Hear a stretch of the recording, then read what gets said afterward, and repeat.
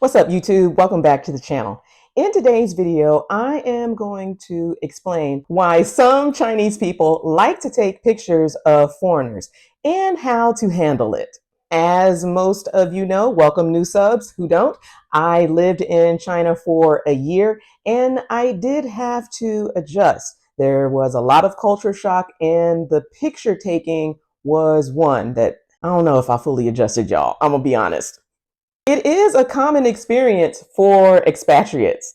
China has over 1.4 billion people. Shout out to those who got the answer right. I tried to trip you up a little bit in my community post by saying which country has the largest population. China has the second, India has the first. Many of those Chinese they've never interacted with a foreigner in real life, okay? Especially in the smaller cities, towns, and villages. So when they see someone who looks visibly different, obviously like me, melanated, even white people, they are going to have a reaction. Some of them are going to stare, they're going to have their phones out, and they're probably going to take a picture of you. They'd love to snap and do this. To some people, it can be surprising, others exciting. Some are going to be angry, annoyed. There's so many different emotions when you experience this firsthand. Also, I want to mention that China has a collectivist culture. This means that people think in more terms of the group rather than the individual. And it's more about doing something with your community. It's not really about consent. That's why they're so quick to just have them out. And they're like, pose for the camera now, quick, flick, flick, flick. Y'all know I'm Beehive. Taking photos of someone or with someone, it's seen more as, I would say, a flex. There is a term that they use, they call it Mianzi.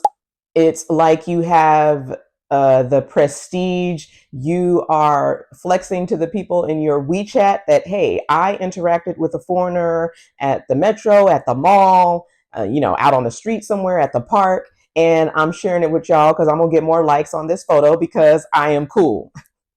Mianzi is very normalized in China, and it could be a reason why the people are doing this. They want to, is it save face? I call it flexing. If you want to look up more about this, there's a good YouTube video that talks about Mianzi. Curiosity is not always seen as intrusive in Chinese culture. This is what I mean when you need to research and look up the places that you're going to so that you're not taken aback when they start to take pictures of you. I look at it, it's kind of like noticing a celebrity. Mianzi is huge in the Chinese society. Having a picture with a foreigner, it could be seen as that person having high status, having higher status. And of course, those people might want to put it online to flex. I've had instances when it happens to me where I'm just like, I know they are putting this on WeChat because it'll happen in this order. They will stare at me. Some who are bold enough to come up to me and they'll say, oh, can I take a picture with you? Somebody just quickly put their baby in my arms. I was like, I don't know this baby. Why are you just giving them to me? And they want to just have a picture of you, with you. It's crazy. This has happened to me even outside of China. I would say in a lot of the Asian countries. I remember it happened to me in Southeast Asia when I was in the Philippines. Like, you guys, sometimes it's nice to feel like a celebrity, but in that instance, I'm just like, let me put on some sunglasses because y'all doing too much. And you kind of have to look at it like it's giving that family, the group of people, the individual, a sense of pride, I guess. Again, I keep saying some, not all of the Chinese people do this. Let's be clear, okay? Not all foreigners are going to feel the same way. Some of them embrace this as a cultural exchange. We get to exchange photos. We get to snap the photos. They take some of me. I'm going to take some of them. But some days while living there, I don't feel like being photographed. And I'm not really trying to take pictures of you. I don't know you. I'm not going, well, now that I'm on YouTube, it's different. I was about to say, I'm not going to put it on my socials, even though I have a full video talking about it. I'm talking about regular people who are not content creators. They are not trying to, at least Americans, we're really not trying to take pictures of you like that for real. Some people are flattered, some are highly annoyed, some are visibly upset. There's others who are oblivious and don't even notice. But how can you not notice, especially on the metro? This has happened to me so many times on the train, y'all. Well, I sit down and you can feel the eyes on you. It's like the cameras are zooming in and you can't necessarily hear the click, but sometimes you can hear the shutter if their iPhone noise, Huawei, whatever phone they're using, is on. They're not even discreet with it. They just have it out. And you can see the camera and you're like, dude. It depends on your gender. It could be your race. It could be your height. You don't know what about you is going to attract their eye. It could just be your vibe. You could be very fashionable and stylish. It could be where you are located. Remember, I'm saying these major cities like Shanghai, Beijing, they're probably not going to be doing that as much. I would say most of the Chinese there typically are more traveled. But if you are venturing out to these small towns, these villages, these smaller cities, you are going to be the object of attention. I do need to talk about these ashy filters, y'all. A lot of the Chinese beauty apps, they enhance the face. They're going to smooth it out. They are going to enlarge the eyes and it looks whitewashed. Like, look at these pictures of me. I look ashy. I can't stand these ashy filters. If you're Chinese watching this video, I am not trying to talk about y'all's apps, but I know that some of y'all use this to enhance how you look. Me personally, I have used a few filters on CapCut just because I'm playing around.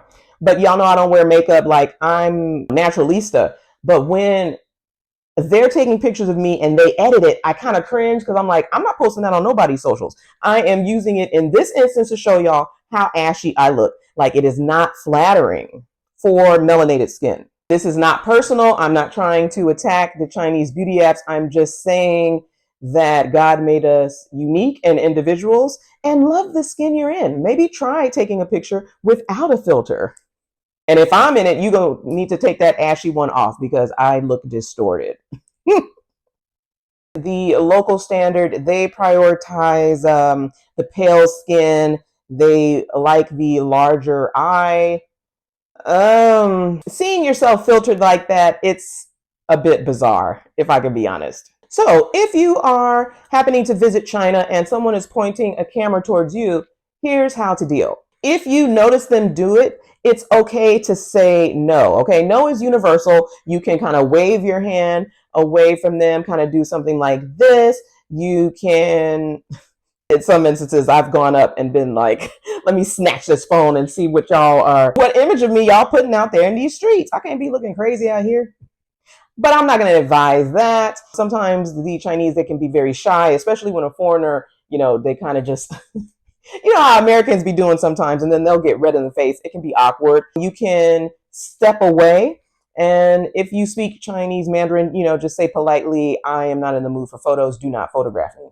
If you are cool with it, smile, do the peace sign. I do this a lot. You can ask them to see the photo, and then you can switch, ask another person. So if you feel like it, so they can get a picture with you as well. So you can share with your socials if you feel the need to do so.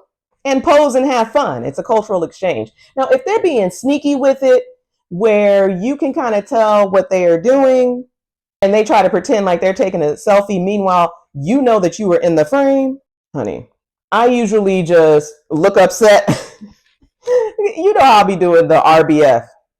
Well, just like that, I can kind of take my phone out, so I'm taking a picture of them, taking a picture of me, if I have the time to be petty.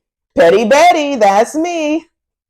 Or just go on with about your day. I used to wear contacts a lot. Now they kind of irritate my eyes, but you could put your sunglass over it. Just let them have their moment. Like, is it really gonna ruin your day by them doing this, y'all? Come on. A lot of times it is often more about them, like I mentioned with the Mianzi, than it is about you. In China, when you have that many people living in a country, there is less emphasis on personal space. And when you see someone foreign, you naturally are going to stand out, okay? They are going to want to take photos of you. So you might as well represent USA as best as you can, look your best, and try to act like a celebrity. Hey, it's helping me practice for YouTube fandom. And honestly, you guys, some of the Chinese, they do view Americans as wealthy or celebs. This is based off of what they have noticed from social media and from TV. If they have not met you personally in China, they're going to be curious. They're going to ask what you do for work, what your salary is. And it's kind of nice to feel like a celebrity. I know some people have said, well, this is rude, this is racist, this is offensive. Well, is it? I mean, can you imagine living in one of the largest populations in the world? You know, as an American, I grew up looking and learning about different ethnicities. This is not exactly the experience that some of the Chinese had growing up. So we need to be mindful of this. I was literally the first Black teacher at the school. So, of course, now they weren't taking pictures. They already were in awe. But then you start seeing the teacher every day, and it kind of just switches into we got to be in line. This is how we got to be in order. We got to impress the teacher. We can't be acting a mess. But someday I'll talk about teaching in China because it was a interesting experience. Okay. Some truly believe that foreigners are wealthy. That's how they ended up in China. But that's another topic for another day. Why not look at it like they are taking pictures of you because they admire you? Okay. They like to have that interaction, that cultural interaction with a foreigner. I'm not saying to just let them keep snapping, making you feel uncomfortable, but also know and realize you are in their country. You are learning about the Chinese people and hopefully looking to make some friends and some lifelong connections. You can do this through snapping photos, okay? Eating their food, the local traditional food, okay? Trying to learn the language. All of these are parts of being a responsible traveler. It is important to respect and understand the cultural differences. The East is not the West. Let's say it again. The East is not the West. Far as the East from the West. 70 times 7. Now, also, if they try to grab or pull you and start to do too much, we're not going to say, no, if you but also, whoa, we're not going to be in that personal space. I've had to teach a couple of the Chinese, like, y'all are doing too much. I don't like general Americans in my personal space. Definitely not over there. Hold up. Depending on my mood of the day, I'm not advising this, but I'll snatch their phone. I'll look at the picture, tell them to delete it. Like, we're not going to be doing this. I know how to navigate the phones. But then, do you want to be perceived as the person doing a lot, the American doing too much? I mean, it depends. I'm kind of big on how I am looking in photos. I don't always like when people take pictures of me and I don't like how it looks. That's why now I kind of give directions of how I want the pose to be. It's better for us as travelers, as tourists, to embrace this cultural exchange. Look at it as an experience. It's going to be a nice story for you to go home with and talk with your friends about those who haven't, to those who haven't visited China before. Again, remember, it does not happen everywhere. There are well-traveled Chinese who aren't thinking about you at all. It would help you to learn some basic Mandarin phrases so that you can talk to them in their language to back off.